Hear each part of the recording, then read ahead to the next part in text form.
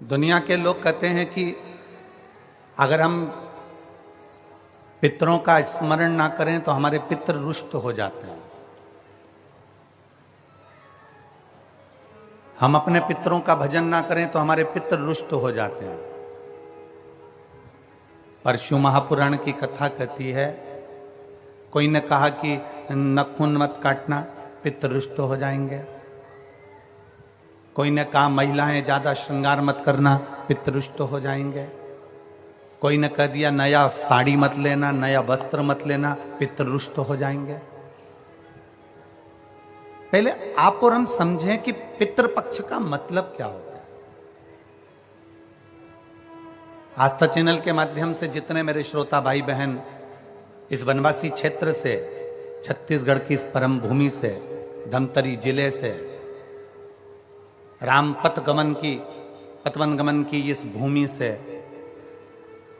अगर आप कथा का रसपान करने के लिए बैठे हो और आस्था चैनल के माध्यम से सुन रहे हो, चाहे छोटे से गांव में, बहुत छोटा सा गांव, बहुत छोटा सा, शायद धमतरी जिले के लोगों को भी आश्चर्य हो रहा होगा कि इस छोटे से गांव में कथा कैसे हो गई। ये सोचने वाला विषय।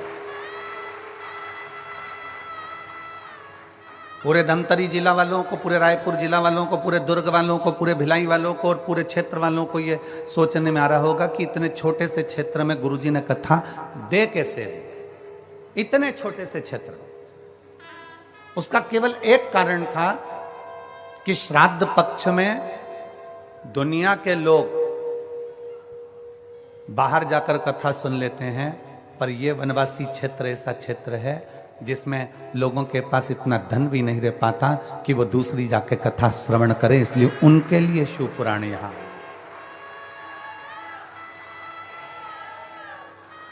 ये कथा उनके लिए आई है जो अपने गांव से बाहर निकलना, जिन्होंने कभी ट्रेन का साधन नहीं देखा, जिन्होंने कभी कोई बड़े शहर में जाने से भी भय लगता है, ये कथा उनके लिए आई है। और जितने टीवी चैनल के माध्यम से कथा सुन रहे हैं, जितने आस्था चैनल के माध्यम से कथा सुन रहे हैं, आप ये मानकर चलो इस कथा के यजमान आप सब हैं और पूरा ये धमतरी क्षेत्र है। केवल एक यजमान नहीं, इसके आप सब यजमान। इसलिए भाव से, दिल से कथा का तत्व ग्रहण करिए। पितृपक्ष को हम समझें। किसी ने कहा नखून मत काटना, किसी ने कहा नया कपड़ा मत लेना, पितृपक्ष में 16 दिन नए कपड़े नहीं लेना चाहिए। कोई कहे ये नहीं करना चाहिए, कोई कहे मकान का मुहूर्त, कोई कहे ये मुहूर्त, कोई कहे वो मुहूर्त, कोई कहे अच्छा काम करने के लिए मत जाओ, अच्छा मंगल कार्य के लिए आगे मत बढ़ो। शिव महापुराण की कथा कहती है कि पितृ बुरे नहीं होते हैं,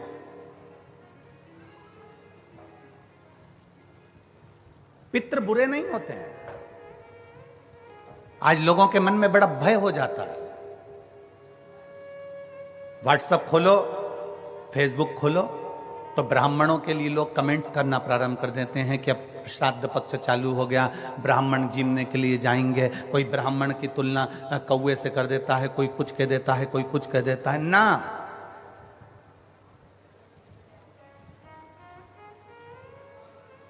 गायत्री करने वाला ब्राह्मण, वेद पाठ करने वाला ब्राह्मण, संध्या करने वाला ब्राह्मण की तुलना किसी साधारण से नहीं होती, उसकी तुलना तो स्वयं नारायण और ब्रह्मा से होती है, स्वयं नारायण और ब्रह्मा से होती है। किसी ने कहा कि तुम अभी नया वस्त्र मत लो, पितृपक्ष चल रहा, नया काम मत चालू करो, पितृपक्ष चल रहा है। श्राद्ध का मतलब क्या है? श्राद्ध का मतलब है आपकी पूर्ण श्रद्धा, आपका पूर्ण विश्वास, आपका पूर्ण भरोसा। पूर्ण श्रद्धा, पूर्ण विश्वास, पूर्ण भरोसा। आप इतने सारी मात्रा में आए हो, लाखों की संख्या में, हजारों की संख्या में यहां पर पहुंचे हो। आप लोगों की श्रद्धा है तभी तो आप यहां पहुंचे हो। अगर श्रद्धा नहीं होती तो कोई अपना घर छोड़कर यहां इस वीराने में, इस जंगल में आकर बैठता?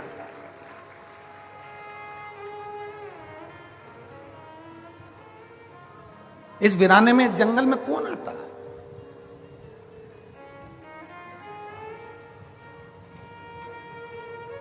जब हम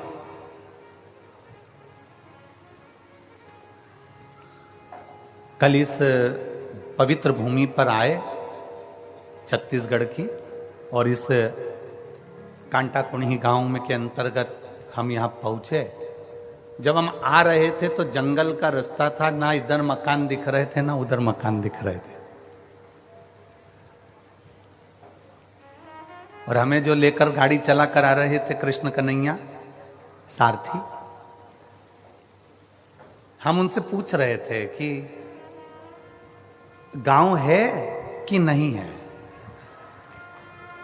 हम उनसे बात करते करते आ रहे थे, तो हमारे कृष्ण से रथ चलाने वाले से हमने पूछा, हमारे सारथी से हमने पूछा कि गांव है कि नहीं है। कहा गुरुजी है।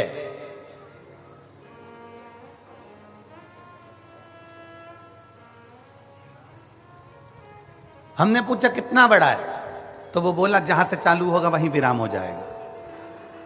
हमने कहा ठीक है। आज सबसे बड़ी प्रसन्नता का विषय इस भूमि पर यह है कि इस भूमि से मेरे राम अयोध्या चलकर निकलकर लंका के लिए गए थे, लंका के लिए गए। हमसे कई लोगों ने कहा कि आप धमतरी की कहीं हम व्यवस्था कर देते हैं, धमतरी रुक जाओ, पास में ही है, 15 किलोमीटर 16 किलोमीटर दूरी पर है। फिर कोई कांकेर, वहाँ रुक जाओ, वहाँ पर व्यवस्था हो जाएगी, वहाँ रुक जाओ, वहाँ व्यवस्था हो जाएगी। हमने कहा नहीं, हमको तो इसी गांव में रुकना है जिस गांव में मेरे राम जी रुक कर गए थे, जिस गांव से मेरे राम जी निकल कर गए थे, हमें तो वहीं रुकना, हमें वहीं रुकना। आप तो बस भगवत भजन का आनंद है, यहाँ सुख है। हमें इस मार्ग से जो भक्ति है वो जनमानस तक भेजना है। और ये कथा जो वनवासियों के बीच में आई है, ये कथा जो जनमानस के बीच में आई है, उसका एक आनंद हो।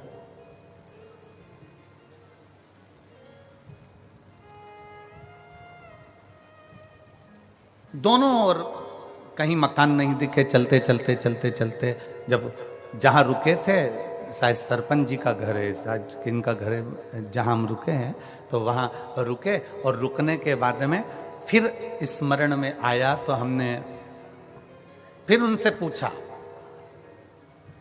सारथी से, कृष्ण कन्हैया से, क्यों पूरा क्षेत्र जंगल का है,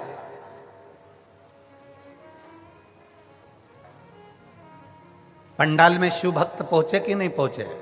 अरे गुरुजी वो तो 3 दिन पहले से ही पहुंच गए थे, तो 3 दिन पहले से ही पहुंच गए।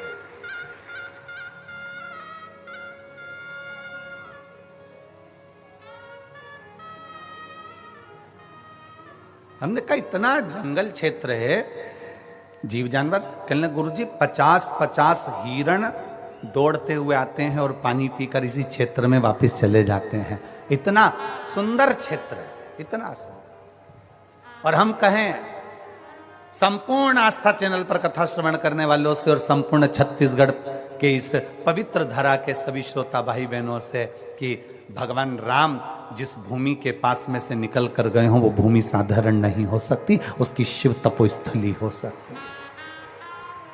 शिव तपोस्थली जिस भूमि पर स्वयं शंकर बैठे हों, महानदी के तट पर मां आद्य शक्ति दुर्गा भवानी बैठी हो,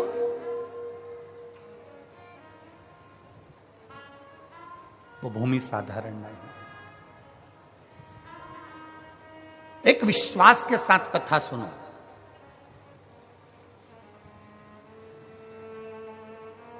जिस नदी को छत्तीसगढ़ की गंगा कहा जाता है, उस पवित्र नदी के तट पर आप और हम कथा सुन रहे हैं।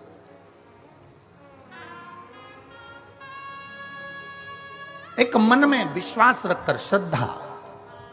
श्राद्ध का मतलब पितर आपका बुरा करेंगे, यह श्राद्ध का मतलब नहीं है। पितृ आपका बुरा करेंगे ये श्राद्ध का मतलब नहीं है। पितृ आपको श्राप देंगे ये श्राद्ध का मतलब नहीं है। ये पितृपक्ष का मतलब नहीं है। नया कपड़ा मत लो, ये मत करो, वो मत करो, मुहूर्त मत करो, नए मकान की बात मत करो, संबंध की बात मत करो, शादी की बात मत करो, पितृपक्ष चल रहा है, श्राद्ध चल रहा है। लोगों ने भय पैदा कर दिया पितृपक्ष का, श्राद्ध पक्ष का। पर यदि कूर्म पुराण को पढ़ा जाए, यदि देवी भागवत को पढ़ा जाए, यदि लिंग पुराण को पढ़ा जाए, यदि शिवमहापुराण को पढ़ा जाए, तो हमारा शास्त्र कहता है कि पितृ पक्ष से सुंदर कोई पक्ष नहीं हो सकता, जिसमें पितरों का भी आशीर्वाद देवताओं के साथ मिलता है।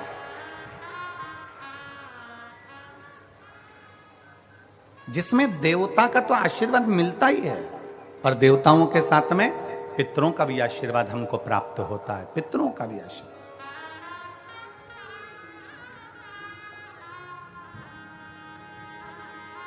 पितरों का भी वर हमें प्राप्त होता है।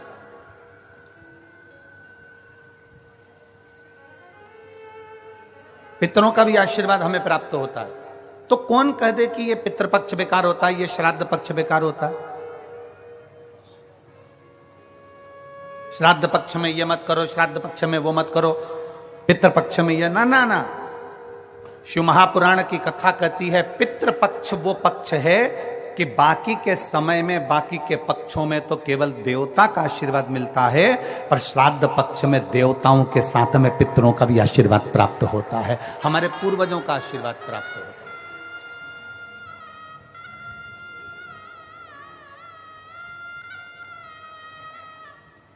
श्राद्ध का मतलब है श्रद्धा। आपकी श्रद्धा कितनी है? कितने लोग हैं यहां पर जो बैठे हैं जो शंकर जी के मंदिर में एक लोटा जल चढ़ाते? जरा हाथ उठाओ। सब चढ़ाते हो? रख लो, वापिस रखो, वापिस रखो। और कितने लोग हैं जिन्होंने अपनी अड़ोसन, पड़ोसन और पीछे वाली धड़ोसन, इन सबसे कहा कि एक लोटा जल चढ़ाया करो? वो हाथ उठाओ जरा, उठाओ जरा हाथ। हाँ ठीक है, रखो रखो। आप लोगों ने कभी तो कहा होगा अपनी पड़ोसन को, अपनी अड़ोसन को और पीछे वाली धड़ोसन को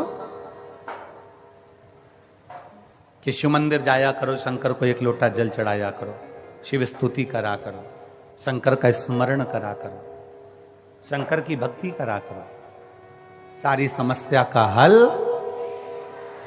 जरा जम के बोलो, सारी समस्या का हल बोल बम का नारा है। आपने अपनी पड़ोसन से कहा होगा मंदिर जाया करो, इससे कहा मंदिर जाया करो, पीछे वाली से कहा मंदिर जाया करो। क्यों? किस लिए? तुम्हारी पड़ोसन के मंदिर जाने से सीहोर वाले महाराज का कोई फल है क्या? तुम्हारी पड़ोसन के मंदिर जाने से सीहोर वाले महाराज को कुछ मिलने वाला है क्या? तुम्हारे मंदिर जाने से या तुम्हारी पड़ोसन के मंदिर जाने से या पीछे वाली धड़ोसन के मंदिर जाने से सीहोर वाले महाराज को कुछ मिलेगा क्या? तुम्हारी पड़ोसन के मंदिर जाने से किसी को कुछ नहीं मिलेगा, पर तुम्हारी पड़ोसन के मंदिर जाने से तुम्हें जरूर प्राप्त होगा। क्या?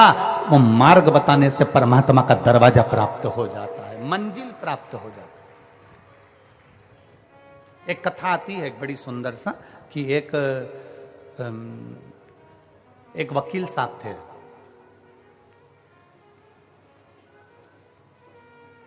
और वकील साहब, एक कथा आती है, एक वकील साहब थे और वकील साहब अदालत जाते और अपना केस लड़ते।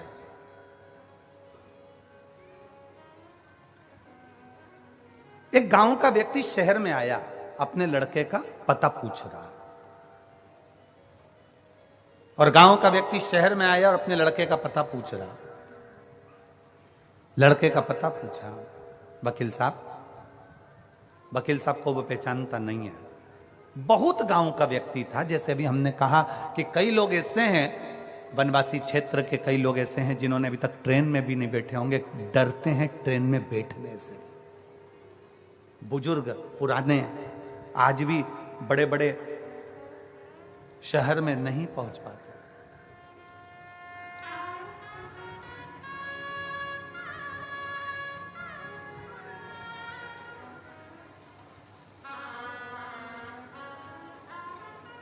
गांव का व्यक्ति था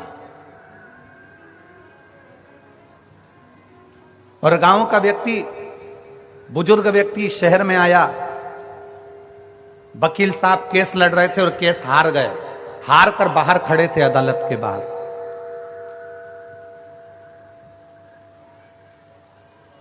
और अदालत के बाहर वकील साहब खड़े हुए थे और इतने में वो गांव का व्यक्ति आया और उस गांव के व्यक्ति ने वकील साहब से पूछा, एक काले कोट वाले भैया, एक काले कोट वाले भैया, मेरा बेटा इस शहर में रहता है, उसका ये एड्रेस है, आप मुझे बता देंगे कहां रहता है? एक काले कोट वाले भैया, मेरा बेटा यहां शहर में रहता है, आप जरा एड्रेस बता दोगे? ये एड्रेस आप बता दोगे? वकील साहब ने उस गांव के व्यक्ति से बात नहीं करी और उसको कहा, भाग यहां से, चल भाग यहां से। वकील साहब ने जैसे ही हाथ का इशारा करा और कहे भाग यहां से, जैसे ही भगाया, बेचारा गांव का व्यक्ति रोकता हुआ विचार करता है कि वकील साहब ने, काले कोट वाले भैया ने कहा है कि तुम्हारा बेटा इधर रहता होगा, चल जाए यहां से। हाथ का इशारा करा। गांव का व्यक्ति, बेचारा साधारण सा व्यक्ति, हाथ का जहां वकील ने इशारा करा था वहीं चल दिया। चलते चलते चलते चलते आगे चलकर कहीं पर शिव महापुराण की कथा हो रही थी और वो गांव का व्यक्ति अपने बेटे को ढूंढते ढूंढते उसी शिव पुराण की कथा में बैठ गया। अपने बेटे के घर नहीं जा पाया, अपने बेटे के घर नहीं गया, शिव महापुराण की कथा में जाकर बैठ गया। कथा पूरी हुई, हाथ में प्रसाद का दोना लिया, चल दिया। खाते खाते जा रहा था, सामने से स्कूटर से बेटा आ रहा था। बेटे ने अपने बाप को देखा, पिता को देखा, पिताजी तुम यहां कैसे आ गए शहर में? बेटा मैं तेरा एड्रेस लेकर आया था, वो काले कोट वाले भैया से पूछा था, उसने मुझे यहां भेजा। पिताजी पर मेरा घर तो इधर नहीं, दूसरी जगह, मैं तो यहां आ गया, कथा सुनी और ये तू मुझे मिल गया, अब मुझे कुछ नहीं चाहिए। बेटे ने अपने बाप को गाड़ी पर बिठाया, स्कूटर पर बिठाकर अपने घर लेकर गया। घर लेकर गया, 4 महीने बीते और वकील साहब का एक्सीडेंट हो गया और एक्सीडेंट होते से वकील साहब सीताराम हो गए। वकील साहब मरे।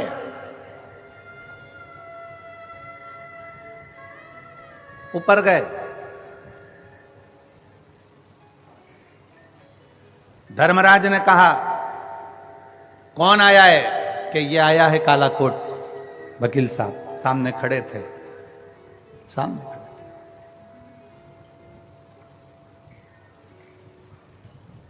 धर्मराज ने चित्रगुप्त महाराज से कहा इनके पाप पुण्य गिनो।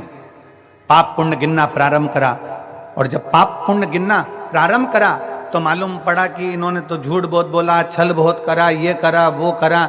महाराज इसने पुण्य नहीं करा, कोई पुण्य नहीं करा, नरक भेज दिया जाए इनको।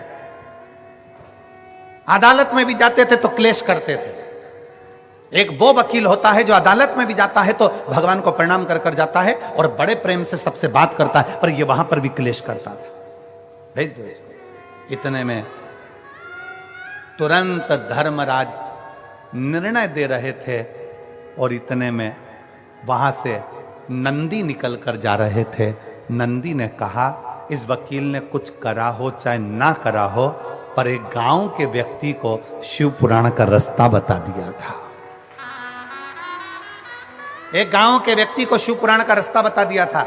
इतने में धर्मराज ने का रास्ता नहीं बताया था, उस व्यक्ति ने एड्रेस पूछा था और इसने भगाया था। नंदी ने कहा भले भगाया, पर हाथ का इशारा तो शिव पुराण की ओर ही था। हाथ का इशारा तो शिव पुराण की ओर था। तो बताओ नंदी क्या करना है? धर्मराज से पूछा तुम बताओ कि मंदिर का रास्ता, शिवालय का रास्ता, शिव पुराण का रास्ता बताने वाले का क्या फल होता है?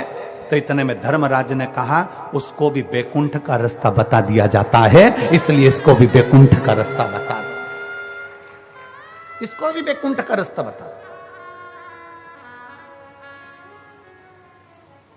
वकील की आंख से आंसू बहने लगा कि मैंने जिंदगी में कोई अच्छा कर्म नहीं करा, पर एक कर्म, और वो भी मैंने अनायास करा। मैंने एक कर्म करा और वो भी अनायास करा, अनायास।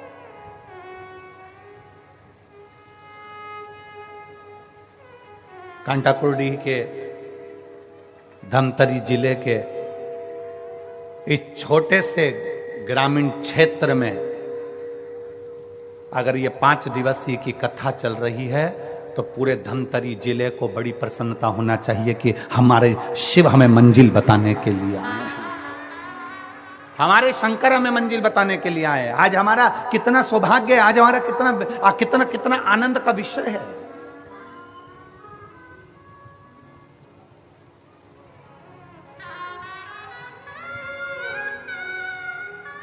और ये शिव कृपा से हुआ।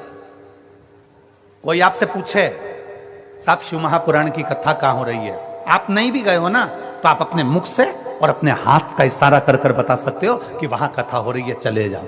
आपके रिश्तेदार पूछे क्यों जी हमने सुना है कि तेरे पास में कथा हो रही है, हाँ आ जाओ। कितनी दूर है तेरे यहां से? 10 किलोमीटर दूर है, आओ तो सही, हम आपको लेकर चलेंगे, आओ पहुंचो। एक मंजिल बता दी, एक स्थान बता दिया। शिव महापुराण करती क्या है? शिव पुराण का काम केवल एक मंजिल तक पहुंचाना है। शिव पुराण कहती है आप अपना कर्म करो, अपनी मेहनत करो, लगनता से करो, जिस काम को कर रहे हो उसमें इतनी मेहनत करना, इतनी मेहनत करना, इतनी मेहनत करना कि अभी तक मेहनत करते आए उससे 4 गुनी ज्यादा मेहनत करना। जब 4 गुनी ज्यादा मेहनत करोगे तो शंकर सफलता देगा ही। शिवपुराण ये नहीं कहती कि आप अपने घर में बैठ जाओ, शिवपुराण ये नहीं कहती कि आप अपना एक स्थान पकड़कर बैठ जाओ। शिवपुराण तो यहां तक कहती है कि तीर्थ में भी जाकर मत बैठो। शिव महापुराण की कथा कहती है किसी नदी के तट पर जाकर मत बैठो। शिव पुराण की कथा कहती है कि शंकर के शिवालय में जाकर मत बैठो। आप तो अगर तीर्थ गए हो तो वहां से लौट कर आइए, नदी के किनारे तक गए हो लौट कर आइए, किसी शिवालय तक गए हो लौट कर आइए। शिव महापुराण की कथा कहती है कि आप अपनी लगनता, अपनी मेहनत, अपना कर्म इतना प्रबल करो, इतना मेहनत करो कि उस मेहनत का फल आपको मिले। एक पत्र है,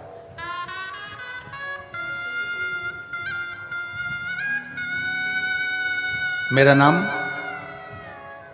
अनीता बंधोर, मैं नरहरपुर जिला कांकेर छत्तीसगढ़ की निवासी हूं। कहीं बैठी हो तो हाथ हिला सकती हैं, अगर कहीं बैठी हो तो हाथ हिला सकती हैं। मेरा नाम अनीता बंधोर, मैं नरहरपुर जिला कांकेर छत्तीसगढ़ की रहनिवासी हूं। कहीं बैठी हो? हाँ हाँ, दिख गए दिख गए दिख गए। आ जाइए, एक बेलपत्र ले जाओ, आ जाओ आ जाइए। मैं जिला कांकेर छत्तीसगढ़ की निवासी हूं। मैं भोलेनाथ जी का मैं क्या वर्णन करूं गुरुदेव। मेरे 2 बेटे हैं। बड़ा बेटा कंपटीशन एग्जाम की तैयारी कर रहा था और छोटा बेटा नीट की तैयारी कर रहा था। 5 साल से मेरे दोनों बेटे तैयारी कर रहे हैं, पर 5 साल तक उनका सिलेक्शन नहीं हुआ। ना तो कंपटीशन एग्जाम में मेरे बड़े बेटे का हुआ, ना नीट में मेरे छोटे बेटे का हुआ। गुरुदेव, हम भले कांकेर के रहने वाले हैं, छोटे क्षेत्र के हैं, पर बेटों का मन था कि हम भी कोई ऑफिसर बन जाएं, हमारा भी कोई ऊंचा पद हो जाए। गुरुदेव, बड़े बेटे ने 5 साल तक लगातार कंपटीशन एग्जाम दिया पर उसका सिलेक्शन नहीं हुआ। छोटे बेटे ने नीट की परीक्षा देता रहा पर सिलेक्शन नहीं हुआ। कभी 1 नंबर, कभी 2 नंबर, कभी 1.5 नंबर से रह जाते। दोनों बेटे हार गए और दोनों बेटों ने कहा मां अब हम ना नीट की तैयारी करेंगे और ना हम कंपटीशन एग्जाम की तैयारी करेंगे। तब मेरे बच्चों ने जैसे ही बोला तो मैंने अपने बच्चों से कहा एक बार सियोर वाले महाराज की कथा सुनो।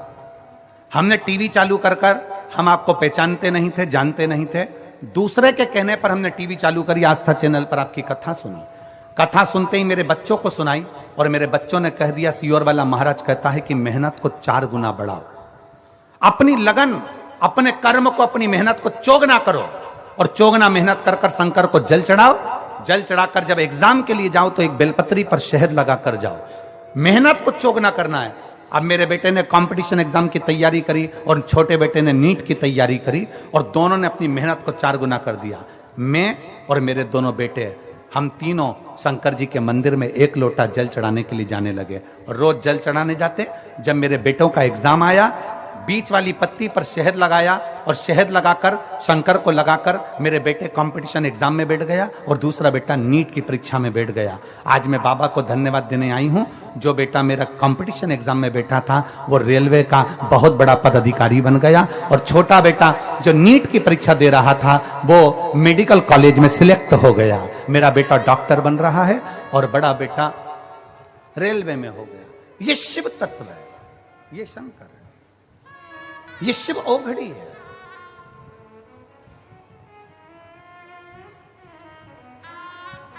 शिव ओघड़ी है। अनीता बनघोर, जिनका नाम बोला जाए वही आए। अनीता बनघोर नरहारपुर जिला कांकेर छत्तीसगढ़ की हैं। तो बड़े ये एक स्मरण हमारे भीतर रहे कि हमारी मेहनत, हमारी लगन, हमारा परिश्रम 4 गुना होना चाहिए। और मैंने तेरे ही भरोसे बाबा, तेरे ही भरोसे हवा बिच उड़ती जावांगी बाबा, डोर हत्तो छड़ी मैं कटी जावांगी भोले, मैं तेरी पतंग शंभो, मैं तेरी पतंग हवा बिच उड़ती जावांगी बाबा, डोर हत्तो छड़ी ना मैं कटी। एक लाइन इन्होंने बहुत अच्छी लिखी है, आप और हम दोनों मिलकर गुनगुनाते हैं कि मुझे भोले बाबा ने बहुत दे दिया है, तेरा शुक्रिया है, तेरा शुक्रिया, तेरा शुक्रिया, तेरा शुक्रिया। छोटा बेटा गवर्नमेंट मेडिकल कॉलेज राजनंद गांव में MBBS कर रहा है, डॉक्टरी की पढ़ाई कर रहा है। छोटा रेलवे में बड़ा रेलवे में सिलेक्ट हो गया। इसमें सियोर वाले महाराज ने कुछ नहीं किया। आप ब्रह्म में मत पढ़ना कि सियोर वाले महाराज ने किया। इसमें आपकी मेहनत ने करा, आपकी लगन ने करा, आपके कर्म ने करा और कर्म के साथ आपने जो शंकर भगवान पर भरोसा करा, शिव ने हाथ पकड़कर पार लगा दिया। कोई लेट बनता है, कोई जल्दी बनता है, शंकर को जल चढ़ाने वाला एक दिन सेठ जरूर बनता है। थोड़ा समय लग सकता है, थोड़ा संघर्ष का समय होगा, कटेगा। थोड़ा मेहनत का समय होगा, कटेगा। अपनी मेहनत को 4 गुना बढ़ाओ, अपने संघर्ष को, अपने कर्म को, अपनी लगनता को 4 गुना बढ़ाओ।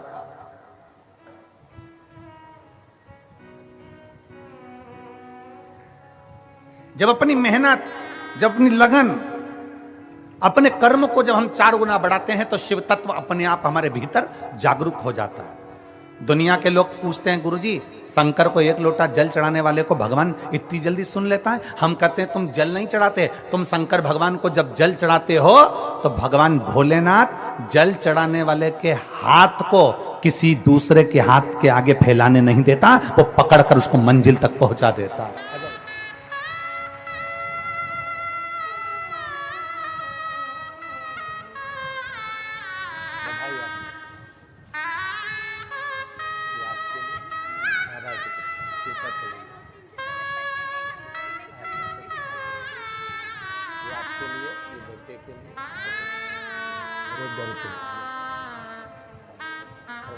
बधाई आपको, बहुत बहुत बधाई। शिव कृपा।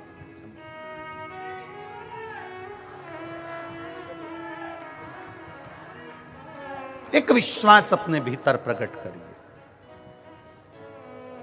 एक भरोसा अपने भीतर प्रकट करिए। जब विश्वास भरोसा बढ़ेगा तो शिव मिलेगा, शिव मिलेगा। जिन हाथों से आप शंकर भगवान को एक लोटा जल चढ़ा रहे हो ना, मेरा भोले बाबा इन हाथों को दूसरे के आगे फैलाने नहीं देगा। मेरा भोले बाबा इन हाथों को ऐसा पकड़कर मंजिल तक पहुंचाएगा कि दूसरी बार सोच नहीं पाओगे कि बाबा ने कहां पहुंचा दिया, बाबा ने कहां पहुंचाया।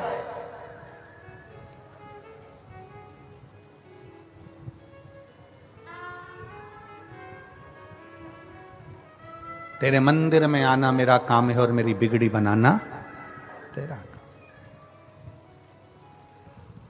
मैं आ तो गया हूं मगर जानता हूं कि तेरे दल पर आने के काबिल नहीं। कितना हम करते हैं, कितना।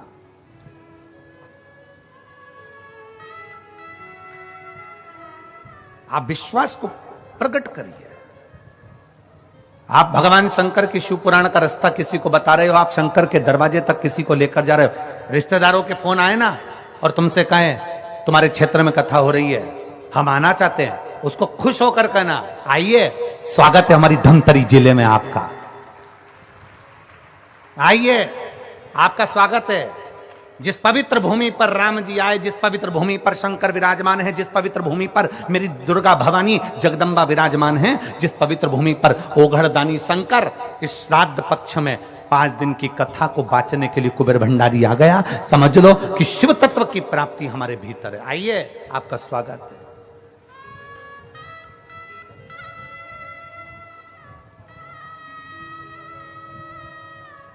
कांटा कुर्डीही में ये शिव भक्त बार बार नहीं आएंगे। बोलो आएंगे क्या? अरे बोलो तो जम के, आएंगे नहीं। इस छोटे से गांव में अगर इतने शिव भक्त आए हैं तो आपको सेवा का मौका मिला है। पूरे धमतरी वालों को 14-15 किलोमीटर दूर रहने वाले जितने जितने आसपास के शहर हैं उनको मौका मिला है कि इनकी सेवा करो।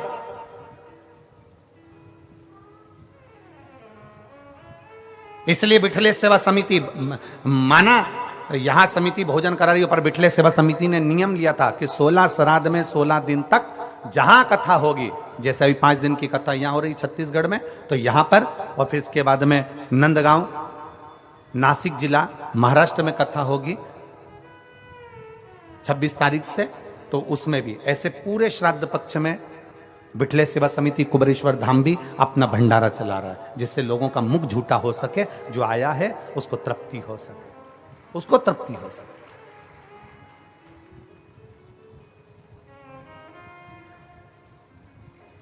एक भरोसे के साथ शिव के पास जाओ।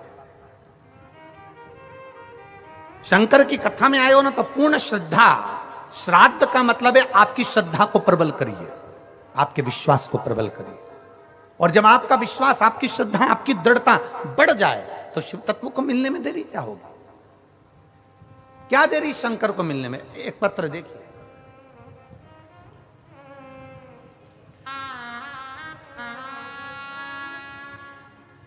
मैं सरिता मिश्रा, पति आतिश कुमार मिश्रा, शिव चौक, रामसागर पारा, धमतरी, छत्तीसगढ़ की रहने वाली हूं। कहीं बैठी हैं? बच्चा आया है के साथ में? लिया उसको, लिया अजय। गुरुदेव, डॉक्टरों के हिसाब से संतान का सुख नहीं था मुझे। 1 वर्ष, 2 वर्ष, 3 वर्ष, 4 वर्ष, 5 वर्ष, 6-7 साल संतान के लिए मैंने इंतजार करा। 8 वर्ष निकल गए गुरुदेव, संतान का सुख। ऐसा कोई डॉक्टर नहीं जिसके पास जाकर हमने इलाज ना करवाया।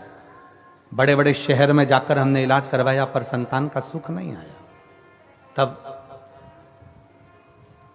मेरे भाई की बहू ने मुझे कहा, मेरे भाई की बहू ने मुझसे कहा कि आप बुआ एक काम करो, आप सोमवार की अष्टमी के दिन आंकड़े की जड़ का प्रयोग करना और सफेद आंकड़े की जड़ का प्रयोग करना और पशुपतिनाथ का व्रत प्रारंभ कर देना। गुरुदेव, मैंने 10/1/2022 को जब सोमवार की अष्टमी पड़ी, आप कहते हो कि सारी अष्टमियों में सोमवार की अष्टमी श्रेष्ठ होती है, जो बाबा से मांगा जाता है वो बाबा देता है। मैंने 10/1/2022 को जब सोमवार की अष्टमी पड़ी थी, तब मैंने बाबा से विनती करी और बाबा से विनय कर कर मैंने सफेद आंकड़े की जड़ को शंकर की मंदिर में जाकर अपनी कमर में बांध लिया। हम पति पत्नी बड़े प्रेम से शंकर भगवान की पूजन करने लगे और बाबा शिव की आराधना करने लगे। विनती करते करते बाबा ने ऐसी कृपा कर दी कि मेरा गर्भ ठहर गया और मेरे 8 साल के बाद बाबा ने पुत्र रत्न की प्राप्ति हुई। मैं बाबा को धन्यवाद देती हूँ। डॉक्टर भी आश्चर्य करते हैं कि तुम्हारे यहाँ संतान नहीं हो सकती, तो संतान का सुख मेरे बाबा ने दिया है। मैं बाबा को यहाँ प्रणाम करने के लिए आई हूँ। एक लाइन अच्छी लिखी है, आप और हम गुनगुनाते हैं कि खाली ना जाता कोई दर से तुम्हारे, खाली ना जाता कोई दर से तुम्हारे, मैं भी खड़ी हूँ नन्ही बाहें पसारे, अपने हृदय से लगा लो, गिरा जा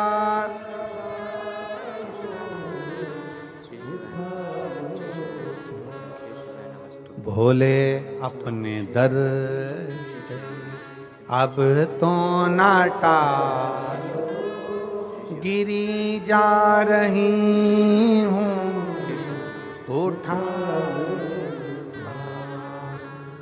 आप अपने भीतर विश्वास को प्रबल कर। आ जाओ।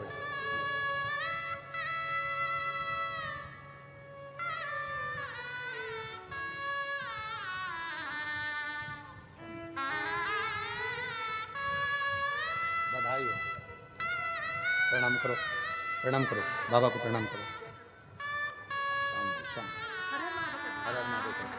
हर हर महादेव। एकादशी के दिन हुआ है शंभू।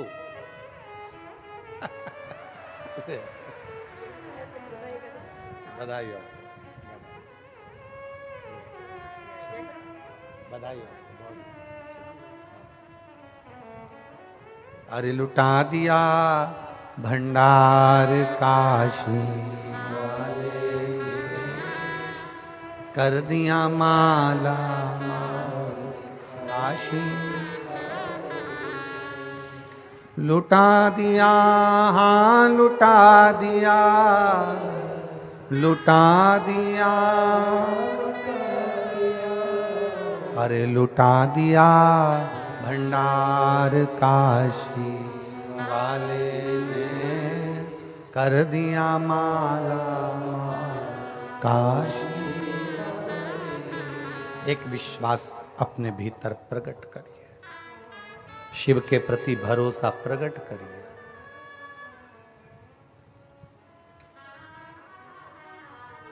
पितृपक्ष श्राद्ध का समय गलत समय नहीं है।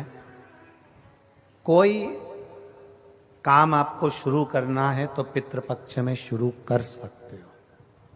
उसमें देवता और पितर दोनों का वर रहता है, दोनों का वर।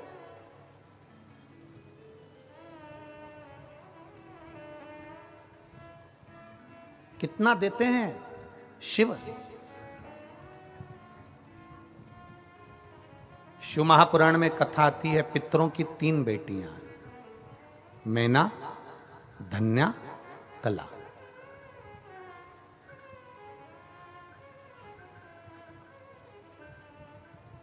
मैना के सुंदर आनंद में पार्वती जी है, धन्या सुनैना बनी जिनकी गोद में माता सीता जी खेले, कला कीर्ति बनी जिनकी गोद में राधा जी खेली। पितरों की 3 बेटी।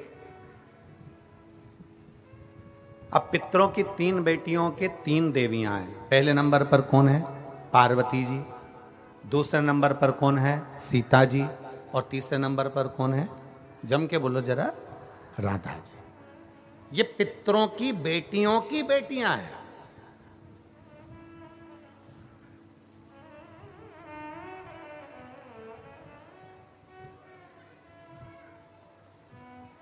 अगर पितृपक्ष बेकार होता, श्राद्ध पक्ष अगर बेकार होता, तो इन 3 देवियों का नाम उच्चारण करने से जीव कैसे पार हो जाता है। जरा विचार तो करो कि हमारे यहां गौरी शंकर, सीताराम सीताराम, राधे श्याम राधे श्याम राधे श्याम उच्चारण करा जाता है।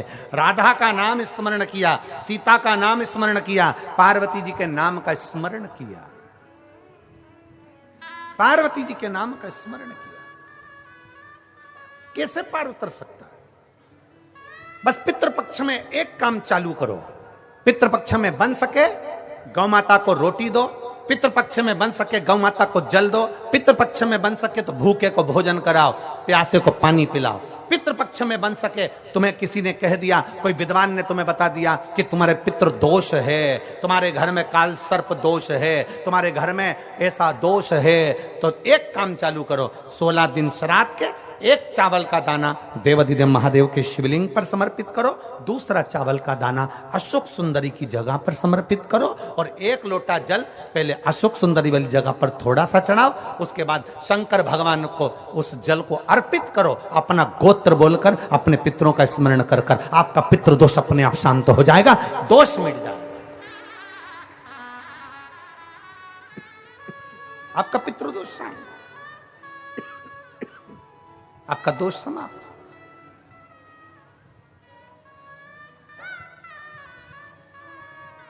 एक चावल का दाना शिवलिंग के ऊपर, 1 चावल का दाना अशोक सुंदरी के ऊपर। और जल कहां चढ़ाना है? पहले जम के बोलो जरा, आवाज नहीं आई, जम के बोलो जरा, अशोक सुंदरी की जगह। और फिर जल कहां चढ़ाना है? शिवलिंग के ऊपर। शंकर बाबा क्या बोलकर? अपना गोत्र। जिसको गोत्र नहीं मालूम उसको एक चीज मालूम होना चाहिए, शंकर का नाम। श्री शिवाय नमस्तुभ्यम, ओम नमः शिवाय, नमः शिवाय, गौरी शंकर शिव का नाम। जल समर्पित करो। पितृपक्ष में आज कितनी प्रसन्नता है, कितनी प्रसन्नता है। मैं इस संपूर्ण समिति को धन्यवाद दे रहा हूं, संपूर्ण समिति, मैं पूरी समिति को, मैं लाखोटिया जी आपको भी धन्यवाद देता हूं, और पूरी समिति को धन्यवाद दे रहा हूं कि आज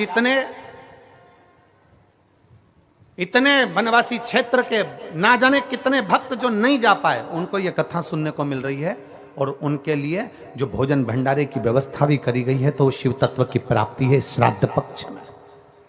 और आज हमारी विठलेश सेवा समिति कुबेरेश्वर धाम भी आज आनंद का विषय जानता है कि ये भोजन भंडारा, थोड़ा बहुत भंडारे का क्रम जो चलवा रहे हैं 5 दिन तक, उसका एक आनंद है। और आप सब जितना आस्था चैनल पर श्रवण कर रहे हो, आपको धन्यवाद है जो आपका सहयोग इस कथा के अंतर्गत मिल रहा है। सबको साधुवाद। आपका एक अंश मात्र, एक अन्न का दाना भी अगर कहीं मिल रहा है तो उसका फल आपको प्राप्त हो। और किस क्षेत्र के लिए दे रहे हो, कहां दे रहे हो, जरा विचार करिएगा। एक विश्वास के साथ करो, भजन के साथ, आनंद, भरोसे के साथ करिए।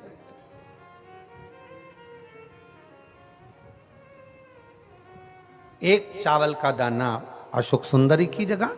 अशोक सुंदरी का स्थान मालूम है ना सबको? बोलो बोलो, जम के बोलो जरा, सबको मालूम है ना? अशोक सुंदरी की जगह, और 1 चावल का दाना मेरे देवाधिदेव महादेव पर। कोई कितना भी कह दे। अब किसी ने एक बात पूछी, एक बेटी ने एक बात लिखी है, इसमें एक पत्र लिखा, उसने पत्र में लिखा कि गुरुजी, शिवालय मंदिर समय किससे पूछा जाए? फिर निवेदन करूंगा, कहीं जाना हो, कोई काम करना हो तो विद्वान से समय पूछो, पर मेरे शंकर के मंदिर जाना है तो विद्वान से नहीं, मन से पूछकर शिव के पास चले जाओ। शुभ कार्य के लिए जाना है तो विद्वान से पूछो, कोई कार्य के लिए जाना है तो विद्वान से पूछो, कहीं जाना है तो विद्वान से पूछो, हम मना नहीं करेंगे। पर शंकर के पास जाना है, शिव पुराण में जाना है, शंकर के शिवालय जाना है, शिव के मंदिर जाना है, एक लोटा जल चढ़ाने जाना है, किसी से पूछने की जरूरत नहीं, अपने मन से पूछो, अपने मन से पूछो कि मुझे शिव के पास जाना।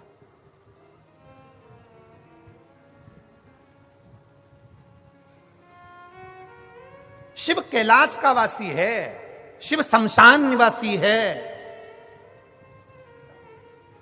शिव कुबेरेश्वर महादेव है। उसके पास जाने का समय नहीं पूछा जाता। आपके यहां हो सकता है, हमारे उधर तो नहीं होता कि शंकर भगवान शमशान के निवासी है। अब मालूम पड़े कोई मर गया तो तुम विद्वान के पास जाके पूछोगे, पंडित जी देख के बताओ हमारे परदादा मर गए, उनको कितनी बजे लेके जाना है? पंडित जी से पूछो, अरे बोलो तो रे, पूछते कोई? शंकर के पास जाने का कोई समय नहीं पूछा जाता, शमशान ले जाने का कोई समय नहीं पूछा जाता। जन्म का समय पूछ लेंगे, शादी का समय पूछ लेंगे, घर का समय पूछ लेंगे, सारा समय पूछ लेंगे, पर मेरे काल अधिपति महाकाल के पास जाने का कोई समय नहीं पूछता। उसके पास तो वो बुलाता है तब जाना ही पड़ता है। वो जब बुलाएगा तुम्हें जाना पड़ेगा। शिव जी से किसी ने पूछा, प्रभु मेरे को एक बात बताओ कि आप बुलाते हो तो हम आते हैं, तो हम बुलाएं? ये बेटी ने पत्र में लिखा है, देखो,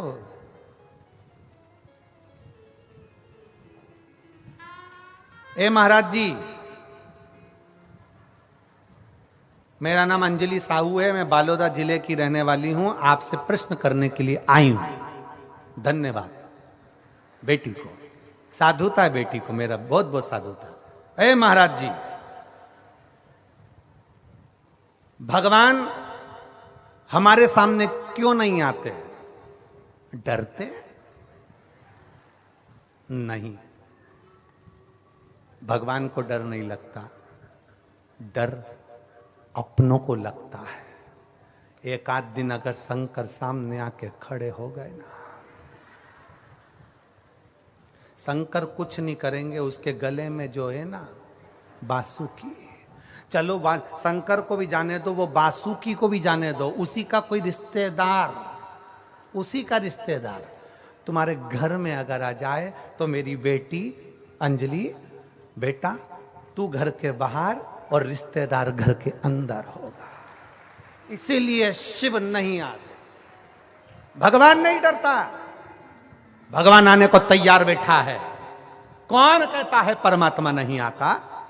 छत्तीसगढ़ वालों का पुण्य इतना प्रबल था कि अयोध्या छोड़कर राम इस मार्ग से गए। कौन कहता है परमात्मा नहीं आता? द्वारका वालों का पुण्य इतना प्रबल था कि सौराष्ट्र की भूमि में मथुरा छोड़कर द्वारका नाथ गए। कौन कहता है परमात्मा नहीं आता? भगवान को डर नहीं लगता मेरी बेटा अंजलि बेटी। बहुत बहुत साधुवाद आपके प्रश्न के लिए, आपको धन्यवाद, साधुता है आपको। परमात्मा नहीं डरता, परमात्मा तो तुम्हारे सम्मुख में आने के लिए बैठा है। बस वो जानता है कि मैं पहुंच गया ना तो तू घबरा जाएगा, मैं पहुंच गया ना तो डर जाएगा। और डरते, एक बार भागवत कथा को देखिए, आप लोग सुने हो? भागवत जी सुने हो? बोलो तो सही, भागवत सुनिए, भागवत सुनिए तो उसमें आएगा कि भगवान कृष्ण ने गिरि गोवर्धन नाथ जी का पूजन करवाया था, गोवर्धन नाथ जी का पूजन।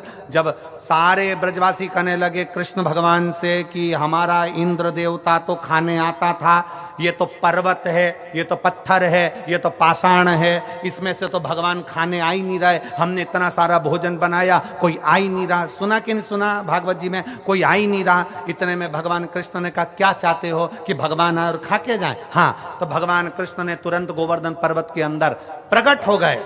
गिरिराज बाबा प्रकट हुए, हजारों हाथ करे और सारा खाना चालू कर दिया। जितना लाए थे ब्रजवासी सब खा गए। अब जितने लोग बैठे थे सब सिर पे पल्लू लेके बात कर रहे, हमारा इंद्र देवता तो थोड़ा छोड़ के भी जाता था, ये तो पूरे खा गया, ये तो पूरे खा गया। भगवान नहीं खाए तो दिक्कत, और भगवान खा जाए तो दिक्कत। अब सब बात कर रहे हैं, अरे इंद्र देवता तो थोड़ा छोड़ते थे, ये तो पूरा के पूरे खा गया, ये तो पूरा के पूरा खा गया। तब भगवान कृष्ण ने हाथ जोड़कर कहा, गोवर्धन बाबा थोड़ा सा इन ब्रजवासियों के लिए प्रसाद छोड़ दो। तब भगवान गोवर्धन नाथ जी ने प्रसाद छोड़ा और कह दिया, सुनो कृष्ण, इन ब्रजवासियों ने मुझे खाने से रोका, इसलिए आज के बाद मैं किसी के सामने खाने नहीं आऊंगा, केवल भाव से खाकर जाऊंगा, केवल भाव से। अब किसी ने पूछा, भगवान गुरु जी कि भगवान भाव से खाते हैं, ये कैसे मालूम पड़ेगा? तो मेरी जीजी और जितनी बैठी हैं, आज शाम को जाके प्रैक्टिकल करो, घर में सत्यनारायण भगवान की कथा करो। सत्यनारायण भगवान की कथा में पंजेरी सेको, पंजेरी जानते हो, आटा सेक के शक्कर मिला के और पंचामृत बनाओ, दही दूध सब मिला के पंचामृत। एक कटोरी पंजेरी और एक कटोरी पंचामृत अलग रख दो फ्रिज के ऊपर, और एक कटोरी पंजेरी और पंचामृत सत्यनारायण भगवान के सामने रख दो। पूरी कथा सुनना, आरती करना, पूजन करना और पंजेरी खाकर देखना। फिर फ्रिज के ऊपर जो रख के आई थी उसको खाकर देखना, दोनों में स्वाद अंतर आएगा। जो भगवान के सामने रखी उसका स्वाद बढ़ जाएगा। और जाने दो, नवरात्रे आ रहे हैं, 16 दिन जाएंगे, श्राद्ध के नवरात्रे आ जाएंगे। नवरात्रे में जगह जगह देवी का भंडारा होता है। तुम्हारे यहाँ धमतरी में होता है कि नहीं होता हमको नहीं मालूम, होता है। देवी जी का भंडारा होता है। तुम्हारे घर में कद्दू की सब्जी बनाओ, तुम्हारे घर में काशी फल की सब्जी बनाओ, तुम्हारे घर में आलू की सब्जी बनाओ, तुम्हारे घर में सब्जी बनाओ, तुम्हारे घर में पूड़ी बनाओ, तुम्हारे घर में हलवा बनाओ, तुम्हारे घर में खीर बनाओ, और एक बार भंडारे में जाकर कद्दू की सब्जी और मोटी मोटी पूड़ी खाकर आओ। जो घर में स्वाद नहीं आएगा वो भंडारे में आएगा। घर में जाके खिचड़ी बनाओ, घर में जाकर दाल चावल सब्जी चावल बनाओ, और एक बार कुबेरेश्वर महादेव का जो भंडारा चलता है उस भंडारे की थोड़ी सी खिचड़ी मुंह में खाकर देखना, तुम्हें ऐसा लगेगा जैसे कर्मा बाई ने अपने हाथों से खिचड़ी बनाकर मेरे सांवरिया को खिलाया होगा। भाव का भगवान भूखा है। भगवान तुम्हारे धन दौलत से, अगर भगवान ये खाने आता रहता तो तुम में से एक भी लड्डू का भोग ही नहीं लगाता। गणेश जी अगर खाने आते तो लड्डू का भोग, मोदक का भोग सब भूल जाते। शंकर जी खाने आते तो कोई शंकर जी को भोग नहीं लगाता। भगवान तो भाव का भूखा है, प्रेम बसाता है, और प्रेम के बसाता है तो सब पाकर चले जाता है। ये प्रेम ही तो है आपका, इसने ही है तो आपका।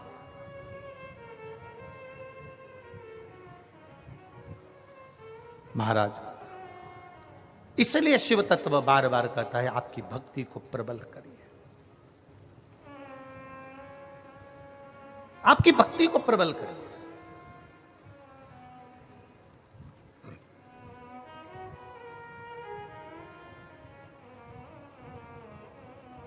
एक पत्र में संजलि बेटी ने एक प्रश्न और लिखा है, ए गुरुजी,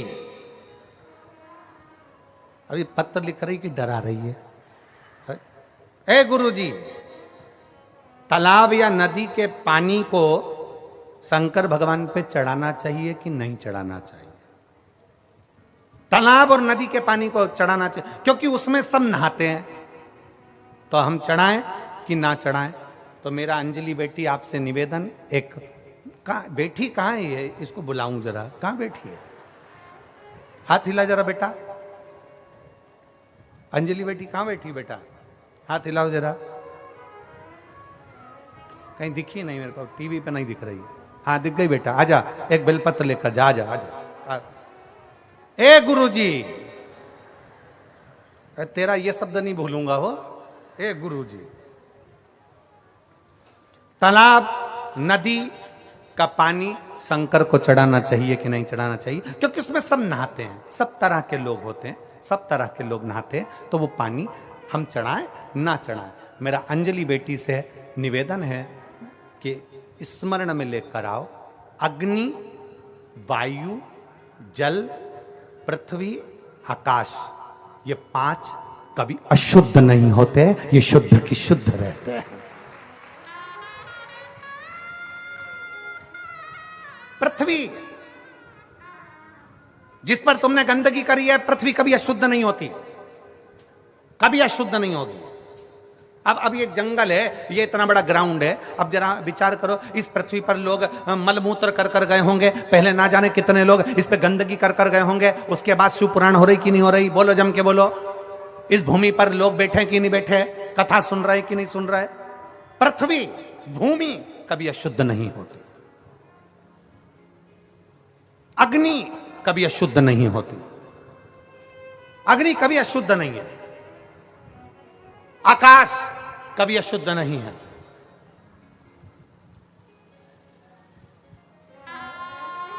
जल कभी अशुद्ध नहीं। आजा बेटा, ए गुरु जी ले बेटा, खुश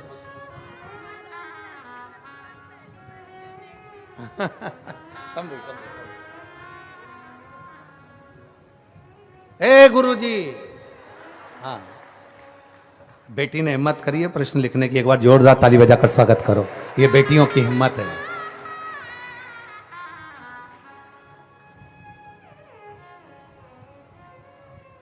आज हकीकत में लगा कि कर्माबाई की बेटी आई है, अंजलि साहू। हो? हाँ, अंजलि साहू, ठीक है, बालोदा जिले की रहने वाली है। अग्नि अशुद्ध नहीं है, पृथ्वी अशुद्ध नहीं है, आकाश अशुद्ध नहीं है, जल अशुद्ध नहीं है। जल जल होता है, उसमें वो खुद गुण होता है कि जल अपने आप में पवित्र होता है, अशुद्ध नहीं, उसकी शुद्धता अपने आप है, अपने आप।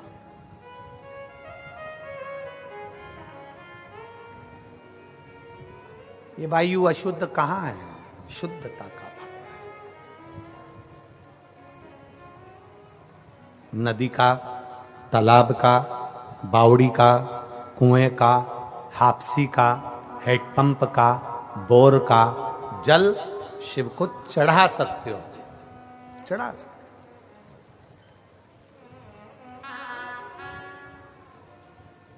और मेरा निवेदन बेटा अंजलि आपको, आप एक कथा शिव पुराण में जरूर पढ़ना। शिव महापुराण में कथा आती है कड़प की। ऐसा डाकू, ऐसा जंगल में रहने वाला, ऐसा भील, ऐसा कड़प जो कभी देवता को नहीं जानता था, भगवान को नहीं देखा था, उसने भगवान को नहीं जानता था। एक पंडित जी को शंकर की पूजन करते हुए देख लिया था। कड़प के पास में पानी का लोटा नहीं था तो तालाब में जाकर मुंह में पानी भर लिया था। कड़प के पास चढ़ाने के लिए बेलपत्र नहीं था, दूसरी पत्तियां तोड़कर ले आया था। कड़प के पास भोग लगाने के लिए कुछ नहीं था तो एक जीव को मारकर उसका मांस लेकर आ गया था, उसको नहीं मालूम था। शंकर जी के पास में जाकर उसमें मुंह में से पानी की पिचकारी चला दी शिव जी के ऊपर, पत्तियां तोड़कर चढ़ा दी शंकर जी के ऊपर, तोड़कर। और आखिरी में क्या हुआ? शंकर के शिवलिंग को पंडित जी ने पिंजरे में बंद कर दिया कि कोई मांस का भोग लगा जाता है, गलत भोग लगा जाता है, तो पिंजरे में शंकर को बंद कर दिया, पिंजरे के अंदर।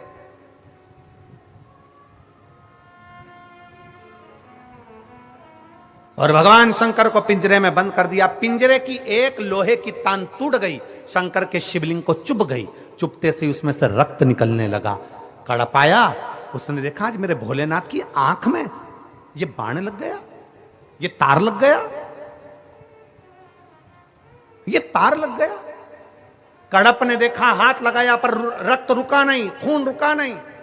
तब कड़प को मालूम पड़ा मेरे पिताजी ने कहा था जो चीज बेकार हो जाती है उस पर वही चीज लगाना पड़ती है। आंख गई, कड़प ने त्रिशूल से अपनी आंख निकाली और शिवलिंग पर लगा दी। इतने में शंकर भगवान प्रकट हो गए, शिव प्रकट हो गए।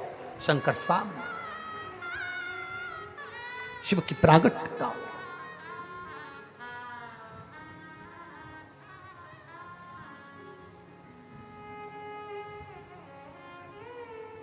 जल अशुद्ध नहीं है, जल शुद्ध है। और जल से ज्यादा शिव महापुराण की कथा कहती है आपका भाव शुद्ध होना चाहिए, आपका मन शुद्ध होना चाहिए। जल अपनी जगह पर है, मन से चढ़ाइए, मन से। कहां से लाऊं गंगा, कहां से लाऊं यमुना, कहां से लाऊं सरयू अपार